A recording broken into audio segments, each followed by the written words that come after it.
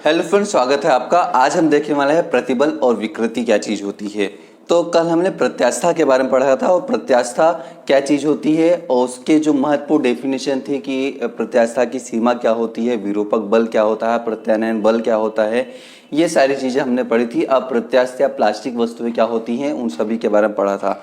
आगे हम पढ़ेंगे प्रत्यास्था गुणांक के बारे में इस वीडियो के बाद में। तो प्रत्यास्था गुणांक को समझने के लिए सबसे पहले जरूरी है कि प्रत्यास्था गुणांक किन किन बातों पर निर्भर करता है। तो दो चीजें होती हैं, एक होते हैं प्रतिबल और एक होता है विकृति। तो प्रतिबल और विकृति के बारे में समझे बिना हम प्रत्यास्था गुणांकों के बारे में नहीं समझते हैं, किसी वस्तु की प्रत्यास्था के बारे में नहीं समझ सकते हैं। तो आइए शुरू करते हैं। प्रत्यास्था गुणांक में जो प्रतिबल होता है और विकृति होती है वो क्या चीज होती है। तो सबसे पहले हम बोलेंगे प्रतिबल के बारे में। कल हमने पढ़ा था एक डेफिनेशन प्रत्यानयन बल। प्रत्यानयन बल वह बल जो किसी वस्तु के एकांक क्षेत्रफल पर जो भी बल लगाया जाता है उसके विरुद्ध उसकी प्रारंभिक अवस्था में जो लाने का प्रयास करता है। क्योंकि प्रत्यास्था के अंदर क्या होता है कि जो पदार्थ होता है उस पर अगर बल लगाया जाता है तो वह विरूपक बल हटाने पर अपनी प्रारंभिक अवस्था या आकार को प्राप्त कर लेता है। तो वह कौन सा बल होता है जो वस्तु को उसकी प्रारंभिक अवस्था या आकार में लाने का प्रयास करता है। तो वह जो बल होता है वो प्रत्यानयन बल होता है। अब चूंकि वस्तु पर प्रतिबल जितने प्रकार से लगाया जाएगा, जितने प्रकार से बल लगाया जा सकता है उतने प्रकार से उस पर परिवर्तन या प्रत्यानयन बल लगता है। उसके आधार पर जो तरीके होते हैं वो हम यहाँ पे पढ़ने वाले हैं। तो सबसे पहले हम समझते हैं कि प्रतिबल क्या चीज होती है। तो पदार्थ के एकांक क्षेत्रफल पर उत्पन्न प्रत्यानयन बल को प्रतिबल कहते हैं। मतलब वस्तु पर अगर हम विरूपक बल लगाते हैं तो वस्तु के एकांक क्षेत्रफल पर लगने वाला जो प्रत्यानयन बल होगा, जो वस्तु को उसकी प्रारंभिक अवस्था में लाने का प्रयास करता है, उसे हम कहते हैं प्रतिबल। अब प्रतिबल के कारण ही, मतलब उसके अंदर जो प्रत्यानयन बल लग रहा है उस प्रतिबल के कारण ही क्या होती है, वस्तु अपनी प्रारंभिक अवस्था में आ पाती है। इस प्रकार से वस्तु पर जो बल लगाने के तरीके हैं कि उन पर कितने कितने तरीके से बल लगाया जाता है वो हम यहाँ पर पढ़ने वाले हैं।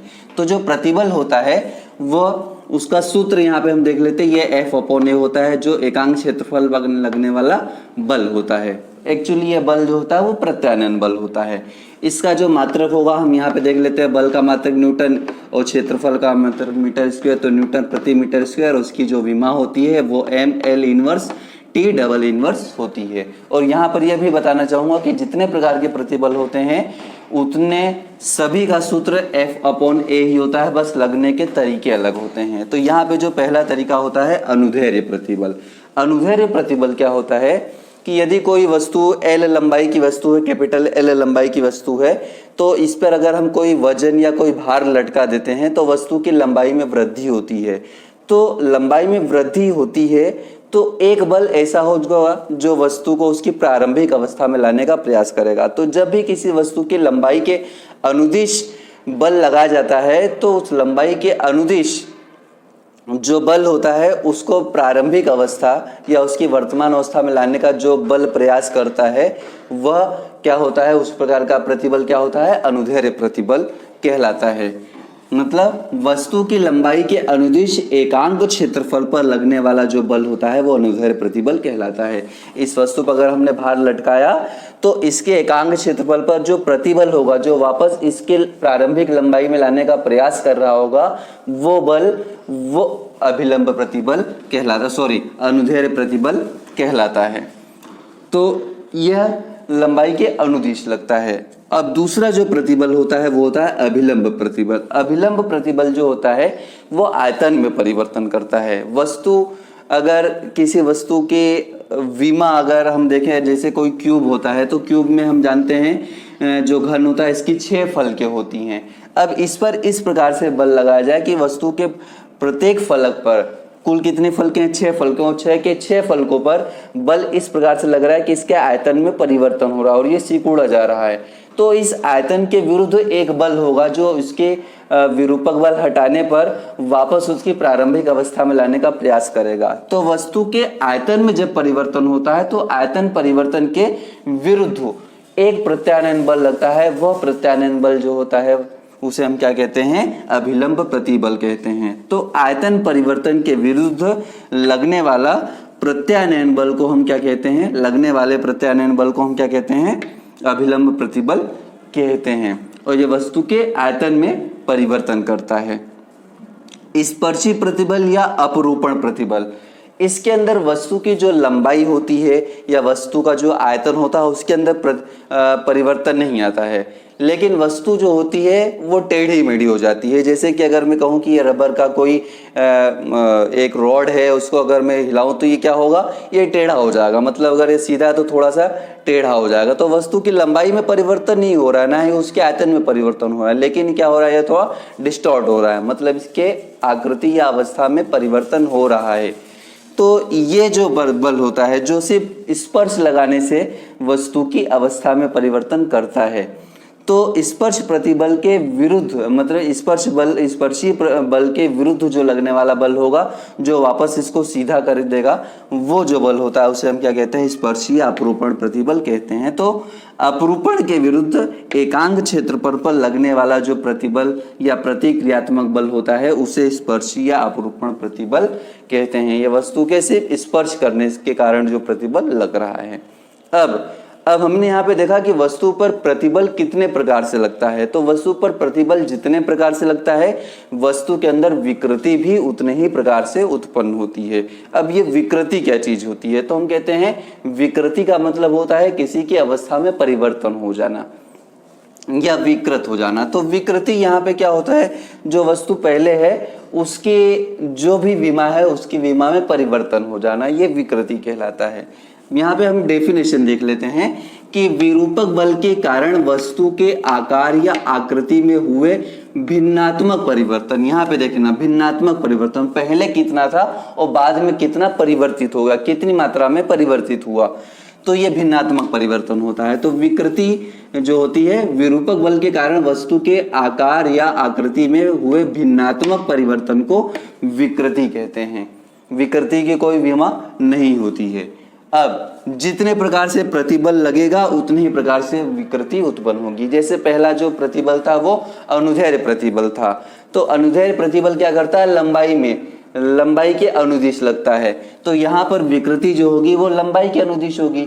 अब वस्तु की प्रारंभिक लंबाई अगर मान ले कि कैपिटल एल है और इसके अंदर कोई भार लटका दिया जाए, उसके अंदर डेल एल की वृद्धि हो जाए, तो भिन्नात्मक परिवर्तन कितना हुआ, भिन्नात्मक परिवर्तन होगा डेल एल अपॉन एल। कुल लंबाई इतनी थी और इतना परिवर्तन हो गया। तो विरूपक बल के कारण वस्तु की लंबाई में भिन्नात्मक परिवर्तन को अनुदैर्ध्य विकृति कहते हैं। और अनुदैर्ध्य विकृति बराबर डेल एल अपॉन एल। अब एल भी लंबाई है और नीचे एल क्या होता है, वो भी लंबाई है। दोनों की विमा या दोनों के मात्रक सेम है, तो इनके यह एक मात्रकहीन राशि होती है, जैसा कि मैंने आपको यहाँ पे बताया था।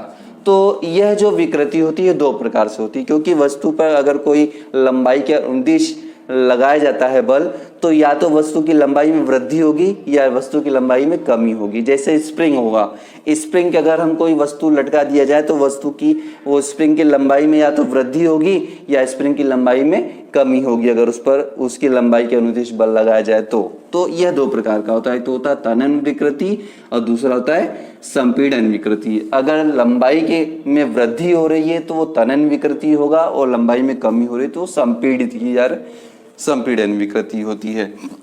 तो अनुदैर्ध्य विकृति बराबर क्या होता है, डेल एल अपॉन एल। अब दूसरा जो प्रतिबल होता है दूसरे प्रकार का होता है अभिलंब प्रतिबल, जिसके कारण आयतन में परिवर्तन होता है। तो आयतन में परिवर्तन होता है तो वो क्या करेगा, आयतन में विकृति करेगा। तो बाह्य बलों के प्रभाव में वस्तु के आयतन में हुए भिन्नात्मक परिवर्तन को आयतन विकृति कहते हैं। पहले वस्तु का आयतन कुल V था, जैसे मैं कहूँ कि यहाँ पे वस्तु का कुल आयतन V था, उसके 6 फलकों पर जब दाब पड़ा तो इसका जो आयतन था वो डेल V परिवर्तित हो गया, या तो बड़ा हो जाएगा या फिर क्या हो जाएगा, कम हो जाएगा। तो यहाँ पर जो आयतन विकृति होती है वो आयतन में भिन्नात्मक परिवर्तन, प्रारंभिक आयतन V था और बाद में आयतन कितना बचा, डेल V बचा। तो डेल V अपॉन V मतलब कुल V में से कितना V का परिवर्तन हुआ, कितने आयतन का परिवर्तन हुआ, यह भिन्नात्मक परिवर्तन हुआ। तो इसे हम कहते हैं आयतन विकृति। तो आयतन विकृति बराबर डेल V अपॉन V। अगर बाहर से बल लगाया जाता है तो ये माइनस में होता है और अंदर से बल लगता है, जैसे अगर कोई गुब्बारा होता है अगर उसे हम फुलाते हैं तो वो अंदर से बैठता है, तो ये जो विकृति हुआ ये क्या कहलाएगा, धनात्मक होगी। यहाँ पे प्लस लेंगे, लेकिन अब बाहर से या किसी जल के अंदर हम किसी को दबा रहे तो जल चारों तरफ से बल लगाता है, तो उसके कारण जो परिवर्तन होगा वो क्या होगा, आयतन विकृति ऋणात्मक होती है। इसके बाद तीसरा जो प्रतिबल होता है स्पर्शी या अपरूपण प्रतिबल। तो यहाँ पर जो विकृति उत्पन्न होगी वो अपरूपण विकृति होगी। जैसा कि मैंने आपको बताया था, वस्तु थी, यहाँ पे हमने क्या किया है, वस्तु पर एक तरफ से बल लगाया तो वस्तु के अंदर क्या हुआ, फाई कोण का डिस्प्लेसमेंट हो गया। कितनी दूरी तक हुआ, एल दूरी तक हुआ। कुल लंबाई कितनी थी, कुल लंबाई कैपिटल एल थी। तो वस्तु में कितना अपरूपण या कितना विस्थापन हुआ, उसकी प्रारंभिक अवस्था से कितना वो अपरूपित हुई, स्पर्शीय प्रतिबल के कारण वो कितना विस्थापित हो गई, तो ये जो मापा जाएगा ये इस कोण में मापा जाएगा। तो बाह्य बल के प्रभाव में यदि वस्तु के रूप या आकृति में परिवर्तन न हो, मतलब वस्तु की लंबाई जो हो रहा है उसके अंदर परिवर्तन नहीं हो रहा है, वस्तु का जो आयतन है उसमें परिवर्तन नहीं हो रहा है, सिर्फ उसके रूप में परिवर्तन हो रहा है। पहले वो सीधी थी अब टेढ़ी हो गई है, तो परिवर्तन हो, लंबाई या आयतन परिवर्तन न हो तो इसे अपरूपण विकृति कहते हैं। अपरूपण विकृति जो होता है वह कोण में नापी जाती है, और जो कोण होती है वो क्या होता है, कोण बराबर यहाँ पे हम जो कहते हैं अपरूपण विकृति फाई, फाई जो होता है एल अपॉन डेल एल हो जाएगा। मतलब कुल लंबाई तो इतनी थी और इस लंबाई की थी, ये इतनी क्या हो गई, विस्थापित हो गई बल लगाने पर।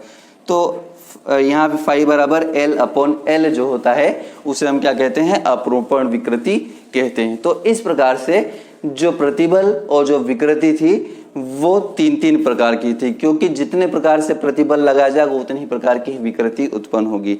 अब यहाँ पे आगे जो हम पढ़ने वाले हैं प्रत्यास्था गुणांक के बारे में पढ़ेंगे, वो कल के वीडियो में आपके पास आ जाएगा। और कल हमने जो वीडियो पढ़ाया था प्रत्यास्था के बारे में वो इस लिंक के इस वीडियो के डिस्क्रिप्शन लिंक में आप देख सकते हैं उसको।